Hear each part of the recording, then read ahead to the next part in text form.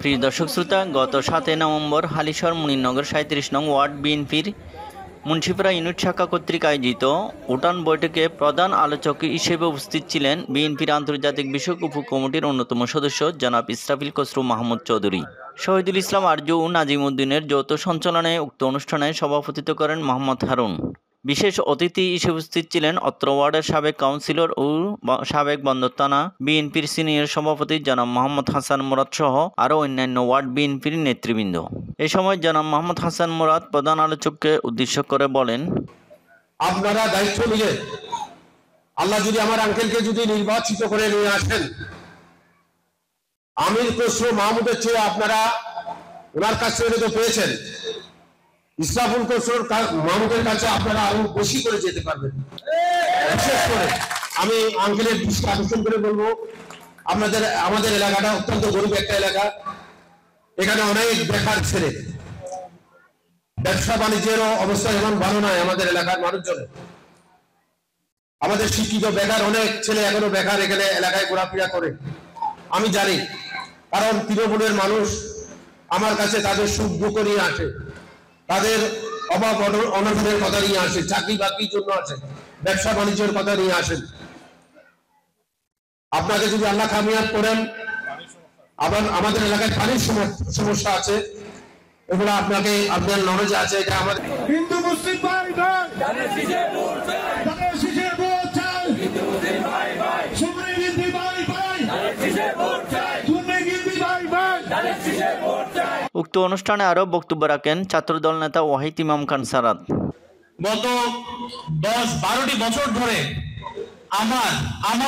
আমাদের সবার মামলা, আমাদের সবার সমস্ত কিছু যিনি দেখভাল করেছেন, আমাদেরকে একটা টানেলের মধ্যে ছোট্ট একটা লাইট হিসেবে যিনি ছিলেন, আলো হিসেবে যিনি ছিলেন, সেই আমাদের 11 আসনের আগামীর অবশ্যম্ভাবী এমপি, আমাদের সাংসদ জনাব ইসরাফিল খসরু মাহমুদ। ওনার সাথে আমরা যখন আড্ডায় বসতাম, উনি আমাদেরকে একটি কথাই বলতেন, আমাদের কোয়ান্টিটি লাগবে না, আমাদের কোয়ালিটি লাগবে। আমরা কখনো ক্ষমতায় আসি বা না আসি, তোমরা কোয়ালিটি নিয়ে কাজ করো, যে জন্য আমাদের এই অগ্রযাত্রা। প্রধান আলোচক জনাব ইসরাফিল খসরু বিগত সরকারের আমলে জুলুম নির্যাতনের কথা স্মরণ করার পাশাপাশি জাতীয় নির্বাচনকে সামনে রেখে জনগণের কাছে কেন্দ্র ঘোষিত 31 দফা তুলে ধরার দিক নির্দেশনামূলক বক্তব্য রাখেন। গত 17 বছর আমরা আপনাদের খেদমত করার সুযোগ পাই নাই। কেন পাই নাই? আমরা 3টা প্রমোশনাল নির্বাচন দেখেছি। আপনারা ভোট দিতে পেরেছেন? ভোট দিতে পারেন না। 3টা প্রমোশনাল নির্বাচন দেখেছি। আমি যখন রাজনীতিতে আসি আজ থেকে 12-13 বছর আগে, টু বি স্পেসিফিক, একদম এক্স্যাক্টলি বলি, তখন খুবই প্রতিকূল পরিবেশ।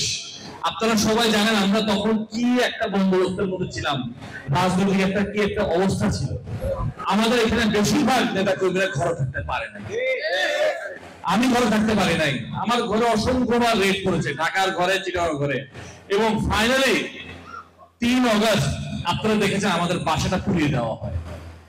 কিন্তু আমরা কখনো পিছুপা হই নাই, কারণ আমার বাবাও হন নাই, আমাদের পরিবারের কেউ হন নাই। কারণ আমরা তখন জানতাম আমরা সত্যের পথে আছি, আমরা ন্যায়ের পথে আছি, আমরা জুলুমবাজের বিরুদ্ধে আছি। কাজেই আপনারা যারা জানেন, আমাকে যারা ছিলেন, আমার পরিবারকে যারা, আমার পিতাকে যারা ছিলেন, আপনারা জানেন আমরা কখনো অন্যায়কে প্রশ্রয় দেই নাই, প্রশ্রয় দেব না। গত 17 বছর আমাদের নেত্রী বেগম খালেদা জিয়া অন্যায়ের সাথে আপোষ করেন নাই, কাজে আমাদেরও আপোষ করার কোনো প্রশ্নই আসে না। কাজে আপনারা একদম আমাদের আস্থা রাখতে পারেন, আমরা যদি রাষ্ট্র পরিচয়ের দায়িত্বে আসি, আমরা খালি ন্যায়টাই করবো, অন্যায় করবো না ইনশাআল্লাহ। যারা কোনো দল করে না, কিন্তু আপনি যখন সাধারণ ভোটার যাবেন, তারা যখন যাবেন ধানের শীষে ভোট চাইবেন, প্রথমে কি প্রশ্নটা করবে আপনাকে? সবার আগে জানতে চাইবেন তারা ধানের শীষে ভোট দিব, কিন্তু কেন দিব, কি করবেন আমার জন্য, আমাকে কি দিবেন, আমার এখানে কি লাভ, আমাকে এটা বলতে হবে। এটা একটা কিন্তু যৌক্তিক প্রশ্ন, সবার আগে জিজ্ঞেস করবে। এটার উত্তর আছে আমাদের এই 31 দফায়।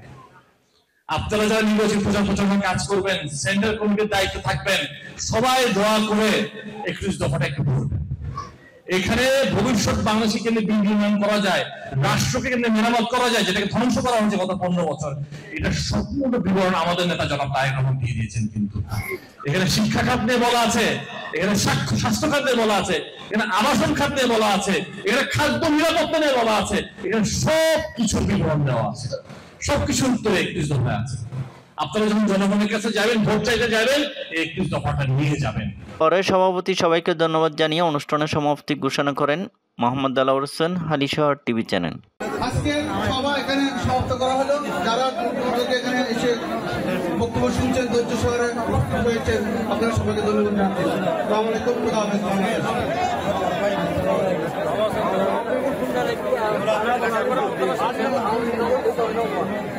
দোয়া করবেন ইনশাআল্লাহ।